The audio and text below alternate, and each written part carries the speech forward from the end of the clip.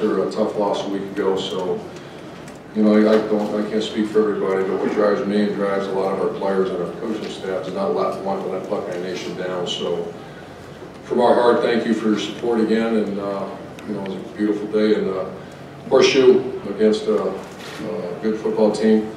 A team that you know, just had a nice talk with our players. You know, my father was in the Army, my sister's in the Air Force. Spent many times against Air Force Academy. Played Navy several times. Never been to Annapolis yet. I will. And then I took my son to West Point, and we stayed at General Blake's house.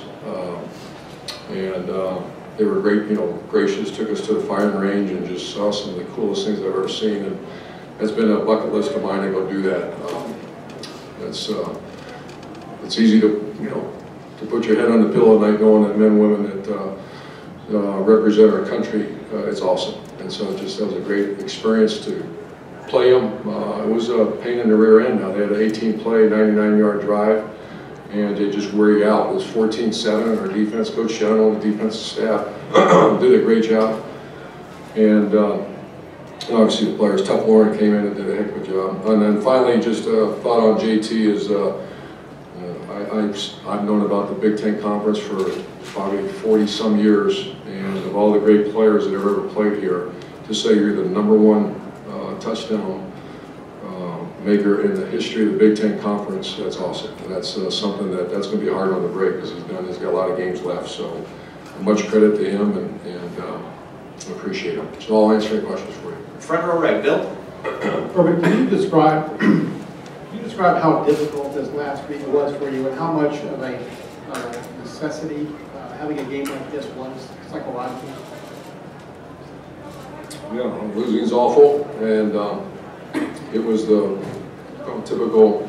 It's not the first time. I hope it's the last time. And, you know, sometimes those things happen. You work really hard not to allow it to happen, and you go through the discomfort of being crushed to extremely angry, and self-reflection. What could you have done better? And then you have to somehow pull yourself off the canvas and get going. And how do you do that? You do that with your faith, your family, your friends, and your teammates.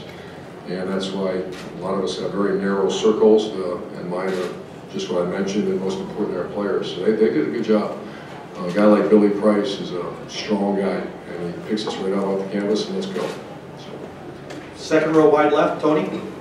Urban, when Tuck Borland came in, was that a performance issue on Chris Worley's part? No, he has a little sprained foot, and tough play, fantastic. Do you think that's a position that becomes a competition? Sure. More so now?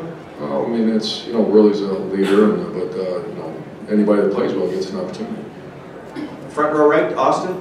Urban, this wasn't the first time this week that JT's had some adversity or had people question him.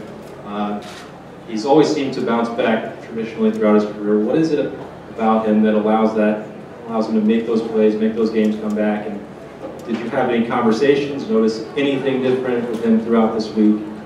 The heart of a lion, you know, it's a heart this big, and the toughness is one of the toughest players I've ever been around. So it's pretty good characteristics to have with a guy touching the ball every snap. Back row left, Ari.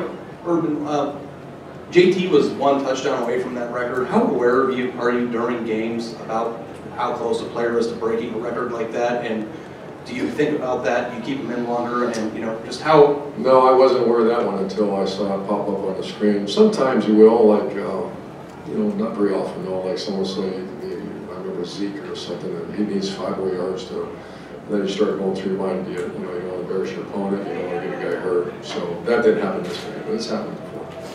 And front row right, Tim. Yeah, but J.K. Dobbins, obviously, his first 2 carries in the second half, 22 and 52 yards, get you guys some breathing room there. Just what did you see there? What have you seen of him just taking the bit here his first 3 games as a freshman? Well, we saw it against Indiana. You know, unfortunately, we didn't get him in the space. He's a perfect tailback. You know, he's a space player that we need. And it's a shame Paris had the one called back, because that was a lightning bolt too. So we got we're getting some breakaways developed. You know, we tried to shoot it down the field a couple times. They were playing just such soft coverage; it was hard to get behind them. But J.K. and Paris, I thought, you know, they're 2 of our best playmakers right now. And were you able to determine to hammer inside as much as anything else today? Go to the wide No, you side? do, you know, we have to run outside plays too. Those plays that hit were outside plays. And then, like Kevin Wilson and Ryan, they did a nice job mixing and matching. And it's all how you play, how they're playing. You know, if they're starting to pack it in there, you get outside. And I thought the RPOs were very good. That's the run pass options where a lot of this time you see JT pull the ball and then kick it out there and get really plus yard. You got to keep growing on that. Front row left. Coach Meyer, in the first quarter, JT still tended to overthrow the ball to players like Mack and McLaurin. Do you think him tying the record with Drew Brees made up for that? Compensated for his overthrowing the ball? Yeah, he misfires. He was 25 of 33, and I was hoping he'd be 33 for 33, I guess. But sometimes you have to misfire a little bit. But he, yeah, I saw what you saw. He had a couple misfires early. Front row right over here, Clay. How helpful to get Haskins in the game, and now you kind of start to bring him along a little bit? I hope so. I thought he performed well when he was in there. It was 4 for 4, and I wanted to throw him more, but you just didn't want to do something silly. So I thought he did very well when he got in there. That's his first step. So Special arm. quick release too.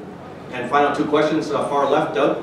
Urban, I know obviously you guys did a good job on some of those perimeter throws and spacing that a little bit, but sometimes it looks like if you just handed to the tailback every play, you guys could have put up 60 if you wanted to.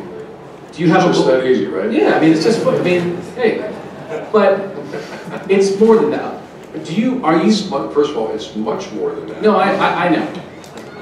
But you did give it to JK on the first two times in the second half, and you went Just 2 yards, 74-yard drive. But just give it to him every time. yeah. Do you know, and I asked you this during the week, but do you still have, you need to throw, right? I mean, even if you think you could run every time, and I know it's not that You easy, can't run every but time. you have to be balanced, you have Yeah, to. the reason it runs, just to help you a little bit with it, not that I'm an expert, but just I've done this for a long time. Just to clarify a few things, what makes the inside run game open up is when you start hitting all those bubble screens and a lot of the horizontal pass plays too, or eventually just getting it tighter and tighter. So you have to be very balanced. And I think we were very balanced today, if I remember right, like 300, 300. Yeah, 316 passing and 300 or what was it, 280, 270 rushing. So that's about what we need to be. But you do have to, in the big games, you have to be balanced because they can stop the run. But you're pretty happy with that balance, that's how you would like it to look. Every game. And final questions over here to the right, Steve. Coach Shiano was down on the field today.